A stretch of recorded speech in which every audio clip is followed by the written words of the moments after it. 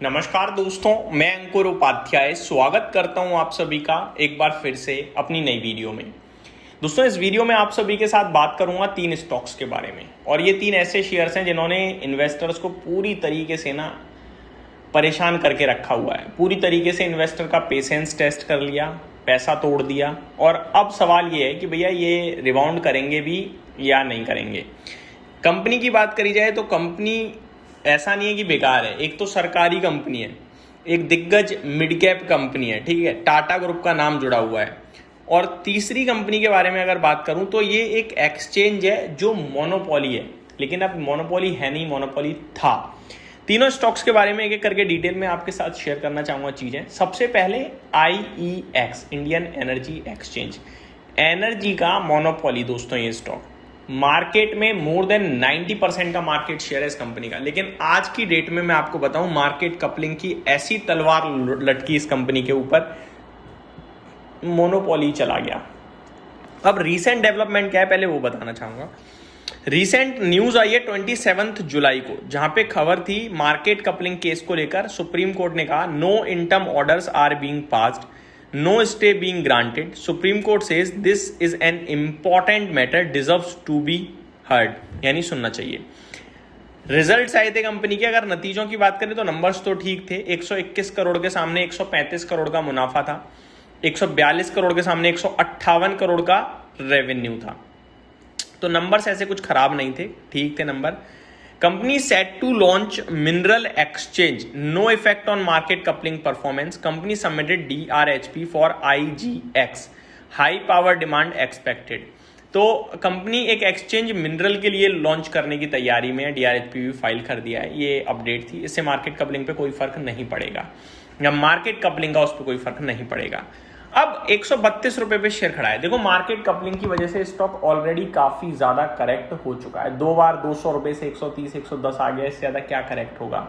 अब सवाल ये कि क्या करें। मेरा मानना यह है, देखो कंपनी ये एक नंबर है और एक एक्सचेंज अपने आप में आपको अगर 11,700 करोड़ के मार्केट कैप पे मिल रहा है, दैट डजंट, मतलब वो मीन ही नहीं करता स्टॉक 11,700 करोड़ पे मिलने के लिए। मतलब बहुत चीप लगता है मुझे ये स्टॉक। अगर आप लोगों को लगता है मार्केट कपलिंग चली जाएगी भाई, मार्केट कपलिंग आ जाएगी, मोनोपोली चली जाएगी भाई, तब भी यार आप ये बताओ, एक कंपनी के इनके जो मैनेजमेंट उन्होंने हमें शेयर किया कि भैया इतना % इस पे इम्पैक्ट आएगा, इतना उस पर, वो जब आएगा तब देख लेंगे। अभी से ही आप तो वैल्यूएशन टर्म्स में इतने सस्ते हो, 23 के PE पे हो। आप देखो BSE कहाँ पे है, आप देखो MCX कहाँ पे है। अब काफी लोग कहेंगे भाई उसको इससे कंपेयर मत करो। जब BSE नहीं चलता था ना तो कोई पूछता नहीं था, और वो भी ऐसे ही मारा मारा फिरता था। MCX नहीं चलता था ना, कोई नहीं पूछता था। 8-10 साल MCX नहीं चला, अब चला भाई। तो IEX का केस भी यही है भाई, नहीं चल रहा तो सबको बुरा लग रहा है। लेकिन एक्सचेंज एज अ कंपनी 131 रुपए पे 23 के PE पे सस्ता ही बोलूंगा मैं तो ये कहूंगा, अगर लॉन्ग टर्म इन्वेस्टर हो तो फिर ठीक है, पड़ा छोड़ दो, अभी कुछ रिस्क मत लो। आगे टाटा LXI, दूसरा mid cap IT company, Tata group का नाम जुड़ा हुआ है। बहुत ज्यादा गिरावट देखी हमने, 11,000 रुपए तक गया था करीब ये स्टॉक, आज 3,674 पे है। इस कंपनी ने निराश किया है दोस्तों, केवल और केवल। इस कंपनी के नतीजे भी रिसेंटली आई थिंक आके निकल चुके हैं और नंबर्स भी कुछ खास नहीं थे, बेकार ही थे। 220 करोड़ के सामने 170 करोड़ का मुनाफा, 994 करोड़ से 1020 करोड़ का रेवेन्यू, 22.27% से 18.9% पे मार्जिन, और 221 करोड़ से 194 करोड़ पे एबिटा, यानी ज़्यादातर ड्रॉप ही दिखा हमें। ब्रोकरेज हाउसेस 3,000 का कोटक इंस्टीट्यूशनल कह रहे हैं सेल की रेटिंग है, JP मॉर्गन न्यूट्रल की रेटिंग 3,500 के लिए, तो ज़्यादा कुछ खास नहीं था। और स्टॉक ऑलरेडी 3700 पे है। क्या करें दोस्तों, मेरे को लगता है ये बहुत करेक्ट हुआ है, बहुत ज़्यादा। और ये साइकिल चलती है इस कंपनी की, मैंने नोटिस करा हुआ है। IT में भी परेशानी है नो डाउट, लेकिन ये कुछ ज़्यादा परेशान हो गया है इसने मैं आपको बताना चाहूँगा, करीब 2015 से लेकर 2020 तक भी एक रेंज में काम किया था, और वो रेंज थी 500 800 500 800। फिर 2020 में ब्रेकआउट आया और 500 800 की रेंज को इसने ब्रेक करा और शेयर ऊपर भागकर भाई साहब हो गया था करीब 10-11 हज़ार पे, ठीक है। अब 10-11 हज़ार से वापस गिरते गिरते आ गया 3700 पे। इसमें फर्क इतना है कि इस बार एक रेंज में नहीं रहा, इस बार लगातार गिर रहा है 10,000 11,000 से।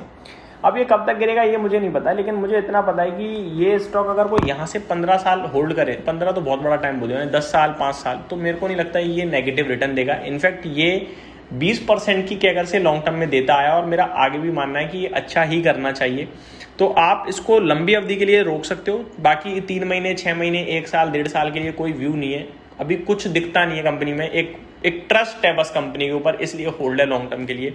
बाकी मीडियम टर्म 1 साल के हिसाब से देखा जाए तो कुछ खास नहीं दिखता। अगला दोस्तों स्टॉक है इरेडा। इस कंपनी की बात करी जाए 119 रुपये पे ट्रेड कर रहा है ये स्टॉक। ये भी पूरी तरीके से भागते भागते भागा था इतना ज्यादा, 300 रुपये हो गया, 30 रुपये से आईपीओ आया था, 60 रुपये पे लिस्टिंग थी, 300 तक गया। वहां पे हमने कहा भाई बहुत महंगे वैल्यूएशन हो गए, समझा नहीं लोगों ने, लेकिन 145 180 पे अच्छा लगने लगा था और वहां पे हमने डिस्कस करना शुरू करा। अभी 120 पे अब कुछ करता ही नहीं है, लेकिन लॉन्ग टर्म के लिए अभी भी अच्छा लगता है। एक सरकारी कंपनी है, रिन्यूएबल एनर्जी को फाइनेंस करने का काम करती है। लॉन्ग टर्म के लिए मेरे को लगता है आपको डेफिनेटली होल्ड करना चाहिए। मीडियम टर्म में कुछ दिखता नहीं है, लेकिन अचानक से चलने लगती हैं सरकारी कंपनियां, जब चलेंगी तो ज़्यादा अच्छे से पकड़ेंगे हम, लेकिन अभी as a long term investor कोई बात नहीं कर रहा है। लेकिन मैंने आपसे कहा है कि भैया आप इसे चाहो तो होल्ड कर सकते हो, शॉर्ट टर्म के लिए कोई ट्रिगर अभी नहीं है। तो ये मेरी तरफ से आपके लिए अपडेट थी, उम्मीद करता हूँ डिटेल्स पसंद आई होंगी। Thank you so much for watching this video, have a great day guys.